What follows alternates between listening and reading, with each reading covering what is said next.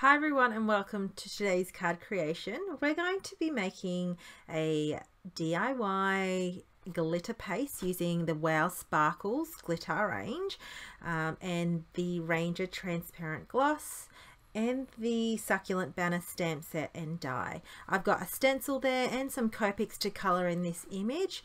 I've done this kind of similar card before, but I'm going to show you how I make my own paste. So here is the transparent gloss in the Ranger. It is one of my favorite. I need to get another bottle.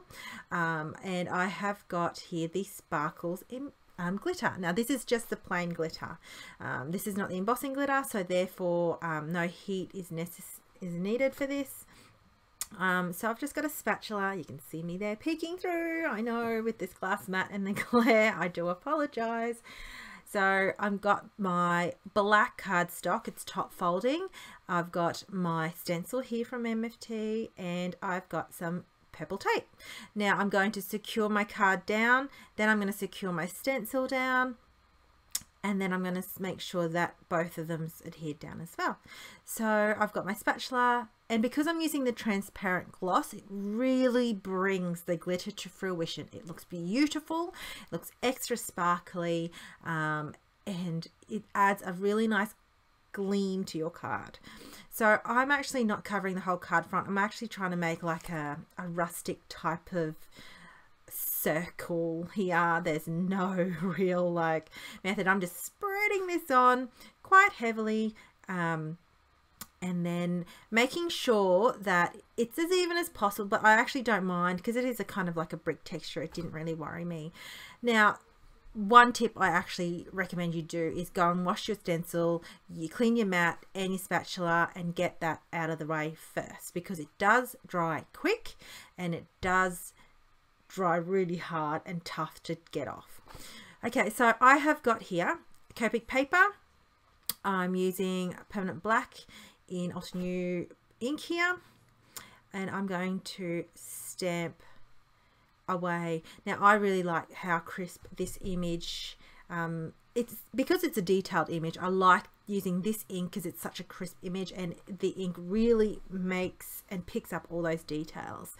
So I find that it's really great for not only ink blending or using your alcohol ink markers, but for just stamping in general. It's really good ink.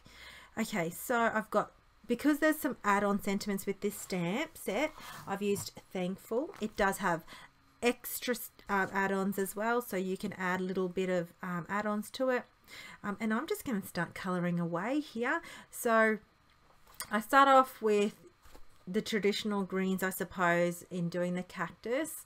I will list my Copic markers used below in the product description. And then I'm just going to basically enjoy this process. I've only recently gone back to Copics. I've been watercoloring a lot and just using, I suppose, that kind of loose watercolor in my cards.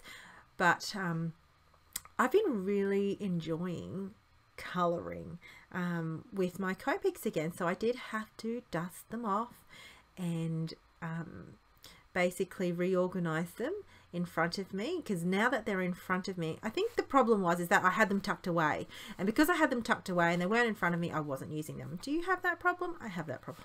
So what I tend to do is I rotate my stock, and then I should take a photo and put it on my Instagram, but I do have it now in front of me.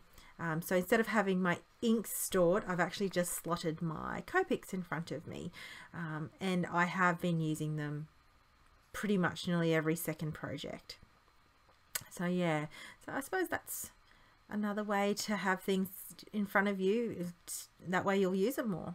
So I've got this mint. I don't know if you noticed when coloring this in, I left a little bit of the white space at the tip of those cactus. Now it was because my my Copic collection isn't huge. I had to do a tip to tip technique. So for an in-between color, I actually just put the tip of the light color to the dark color and just blended that in. So it wasn't so different, and the contrast wasn't so obvious. And now I'm just colouring the little floral. I've got, oh, if you hear little bells around me, I've got my sister's cat, Tucker, here with me, keeping me company while I do the voiceover. He's very sweet. So every now and then you might hear a little jingle. So just colouring in all these with the Copics here. The whole thing is done with Copics. I don't know if you remember last colouring one, I added some markers, which I will also do here. But I'll just get this colouring done. Now, since I've got the coordinating dies, I'm going to run this through my Big Shot and put a lot of adhesive behind that. So pressing down firmly and then making sure I'm getting all that down. Now, I wasn't finished with my image, so I thought I'd add some extra bits and pieces. So I've got some twine here. I'm going to tie the twine, but also I don't know where my footage went, but I did add some extra detail to the card, which I will zoom in at the end so you can see. And really it was just using some markers.